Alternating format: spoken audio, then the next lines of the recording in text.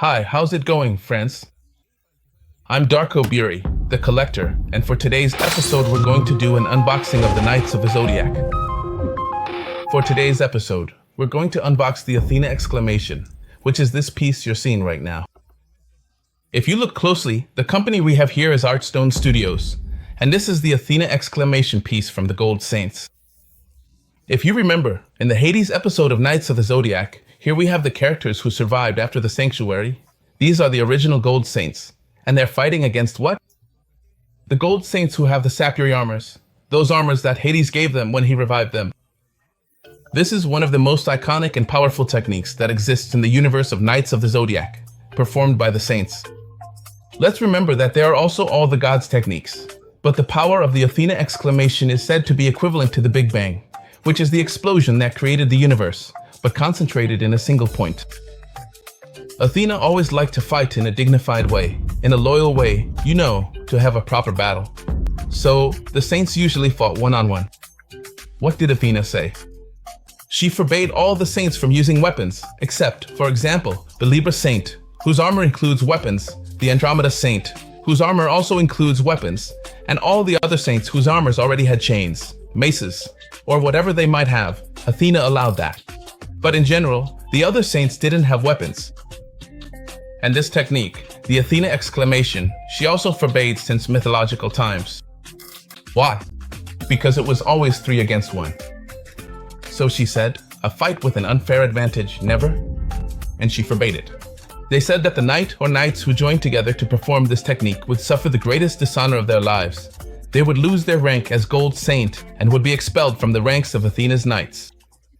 To get to what matters to us, which is the unboxing of the figure, I'm going to briefly show you everything that's inside the box. This box arrived a bit banged up, and actually, a bit is putting it mildly. We'll see it in a moment. Let's just say the shipping, and I've read quite a few comments about this company. The shipping is done very poorly. And yes, we'll see that the piece is, let's say, the box is in rough shape. Here we have the depiction of the 3 Gold Saints, Aries, Leo, and Scorpio, performing the Athena Exclamation, which is the main feature. On this side, if you look, there's Mu from Aries. Here, Aries Mu with the symbol. Honestly, this close-up is impressive. Here, on this side, we have Milo from Scorpio, his body, well, Milo. And on this other side, let's turn it over here, we have Leo Aiolia. Here it's Leo Aiolia. And on all sides, we're going to have the company's logo here. The surprise they told us about is that not only will we have this Athena Exclamation, but soon we'll also get the knights who were revived by Hades' power with their surplus armors, who will also be doing the Athena Exclamation. Now that we've opened the box, we actually get 2 pieces of dry snow. At the bottom, we have what is the base. And here, on the top part of the dry snow, we'll find the Gold Saints. This is a figure, finally, from another company that we hadn't featured here on the Darkoburi channel. We have the name of the piece, which is the Athena Exclamation. And now let's take a look at this whole part of the diorama, which is the statue of Athena. If you look closely, it has a representation on its helmet. There are 2 horses, and over here we have something that looks kind of like a chimera, something like that. Let's see what kind of animal it is. If you know what it is, leave it in the comments. It could be a centaur. It kind of looks like it has the little legs, but we don't really know what it could be. Here, the helmet part looks as if the goddess Athena is fighting, a warrior, as we know from mythology.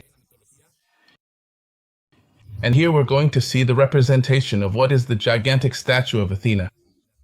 We can see her face completely like this, expressionless, her eyes looking out toward the horizon. The expression of her mouth is totally neutral. She's ready for battle. And here, in the center of the chest, we have a representation of Medusa. Here, one of the snakes from her hair sticks out, and on this other side, there's another snake.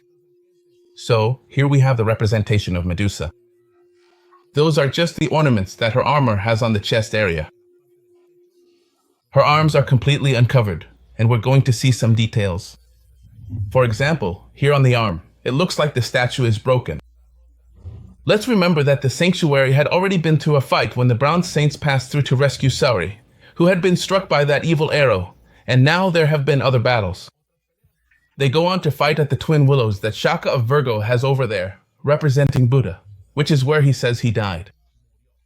So, after so many blows and the Athena exclamation, which also started to make the whole sanctuary shake, we see that it began to collapse here. Then we have these two pieces, which are some magnetized pillars, and honestly, the detail is super cool. They're completely magnetized.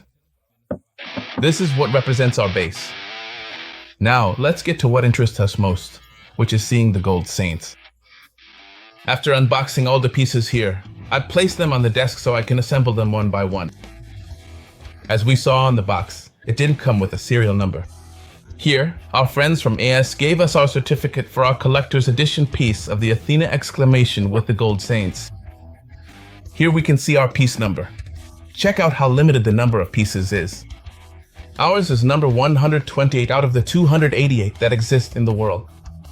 Honestly, it's a privilege to have this piece here with us.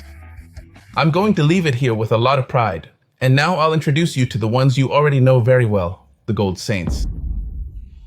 This first body belongs to our lion, to Aiolia of Leo.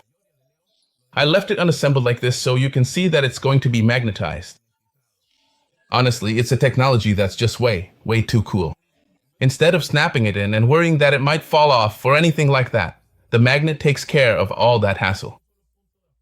Here we have a single point of support for each of the pieces, and we form, as they say, the trinity of the gold saints, the three who have managed to reach the seventh sense. Obviously, the gold saints have always made it there. They joined their cones to create what? An explosion equivalent to the Big Bang, but at a single point. Here, the fight got a little more heated. Why? Because there were two Athena exclamations, so that could wipe out not just the sanctuary, but create total chaos in the universe. That's why they said, should we do it?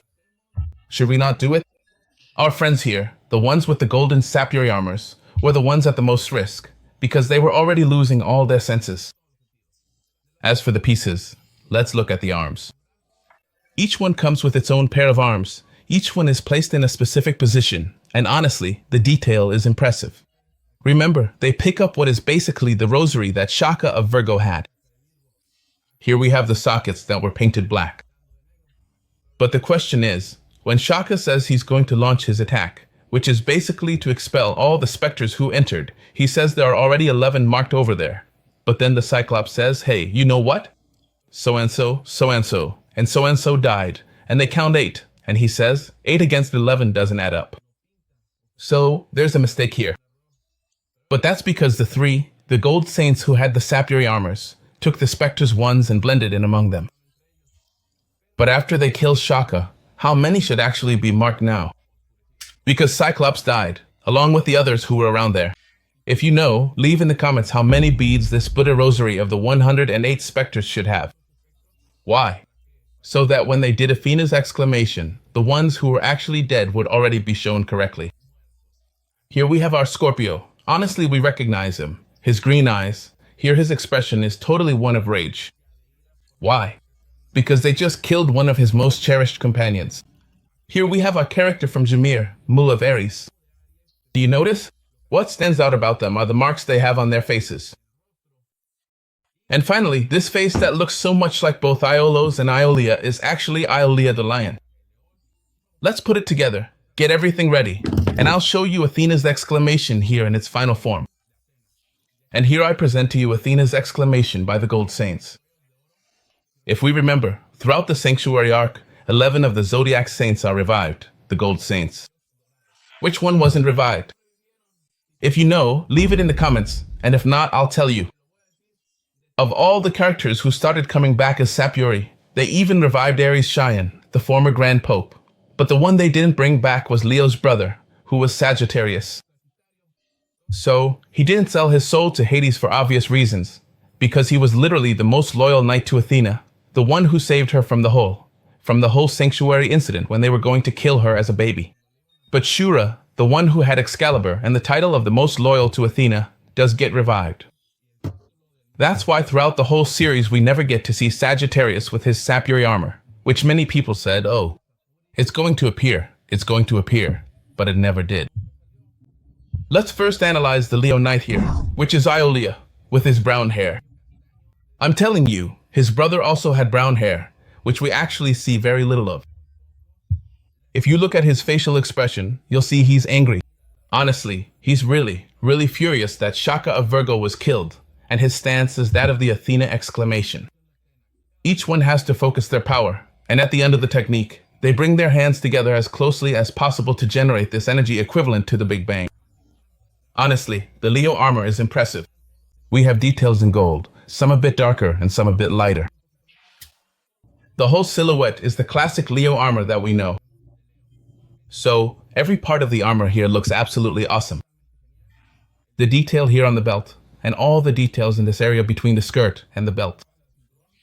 We can see that he's wearing a blue garment underneath his armor, but the armor itself is completely flawless.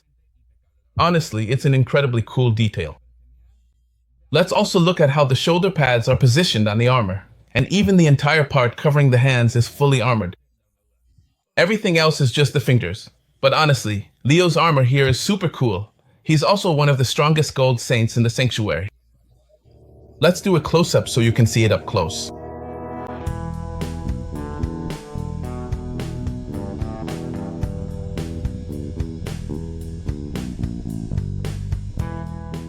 The next gold saint we're going to look at in detail is Mu of Aries. He makes his appearance right away in the Hades Sanctuary chapter. Why? Because it's the first house they reach, where Cancer and Pisces arrive, and honestly, he sends them flying way too easily. First with the crystal wall and then with the starlight extinction, which is honestly super cool. When he's defeated, when his master arrives, he says to him, "Let me through, don't you recognize me? Don't you know who I am?" He sees Shine of Aries and says, "Of course, master, go ahead," and lets them through so they can obviously move on to the house of Taurus. Mu's purple hair is distinctive, long hair. If you notice, it goes all the way down to the bottom. Honestly, I had to put the night Mu first so that our knight here, Aiolia of Leo, could come in. We see the position, and here the interesting part is that his shoulder pads have the ram's horns. So, his entire armor, as I said, is completely golden, making it a bit more uniform. Whereas with Leo, there's a variation in the gold color of his armor. Here, only the details change, which are between white and gold. Actually, here he has a green interior, and the position of his hands is, obviously, for when he, in the center, performs the Athena exclamation. He also picked up here the rosary that Shaka had, and he holds it in his hands as a reminder of what happened with him. And to keep track of all the beads that turn black, which represent all the specters that are dying. So, here I leave you a detailed look at the Aries Saint, Mu, so you can check him out on Darkoburi's channel.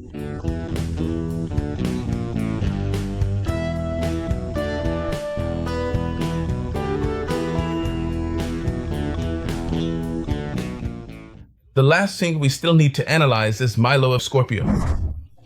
His blue hair, honestly, is super cool. If you remember in the manga, they were all more or less blonde, and just a few had different colors.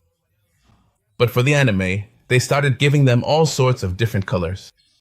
And another detail is that none of the saints are wearing their helmets. Honestly, I love Milo's helmet, the one with the whole tail going all the way down, like a scorpion. The one I really don't like is how Mu's looks. Honestly, it's a helmet that's way too tight for him, and his hair is way too long, so it just doesn't fit. Here, in the depiction of Athena's exclamation, they're not wearing helmets. And another detail is, if you look closely, here we can see the protruding spikes on Scorpio's shoulder pads. And if you had the vintage Scorpio edition, the piece here on the forearm could be removed, which is where he would do the stinger attack. Remember, he had the needle on his right finger, and that's how he would attack. But if you notice, here it's not painted. That's a detail they might have forgotten. Neither of the two index fingernails has the stinger painted on, the one he used for his signature attack. Let's check. I have my doubts about whether it appeared in the series or not, because honestly, that's what he used for his Scarlet Needle and the final Scarlet Needle attack, which was Antares. So let's also start analyzing the armor. If you look closely, it also has a green interior. And we notice another detail as well. Here, the characteristic detail of the Scorpio armor features more golden accents. It's a slightly stronger shade of gold, and the rest of the armor looks flawlessly golden. We can see that the armor hasn't suffered any damage yet. Let's remember that they had already fought previously in the Battle of the 12 Houses, and they are defending Saori, who is literally in her sanctuary. So I'll leave Scorpio here. Check out the detail of the Scarlet Needle. Leave a comment if you know whether or not this piece should have it, but let's take a closer look at Scorpio.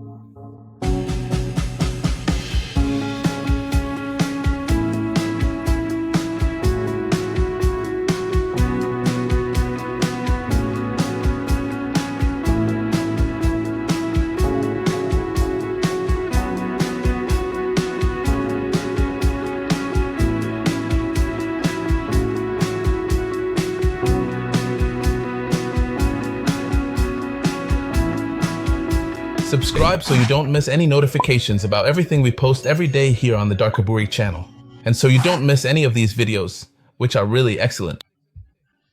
Leave a comment if you want us to do the unboxing of any other piece. Honestly, we have quite a few. We got a lot of pieces. And up next is one of my favorites, one I've been waiting for a really long time. So stay tuned here on the Darkoburi channel. And remember to visit darkoburi.com, where you can buy excellent collectible figures with the confidence that they'll arrive at your home in perfect condition. And don't forget, we also have thermoses, mugs, keychains, pins, and stickers for your car. Get yourself all the collectible Darkoburi items, or give them as gifts to your friends. Honestly, they're impressive. Remember to check out all our social media. Honestly, it really helps us out, and let us know what you thought of the piece.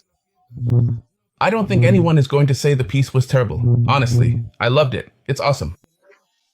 I'm going to keep it here on my desk forever. Honestly, it's flawless. And I'm definitely going to get the Athena Exclamation made by Apuri. And you know, Darkoburi, peace out.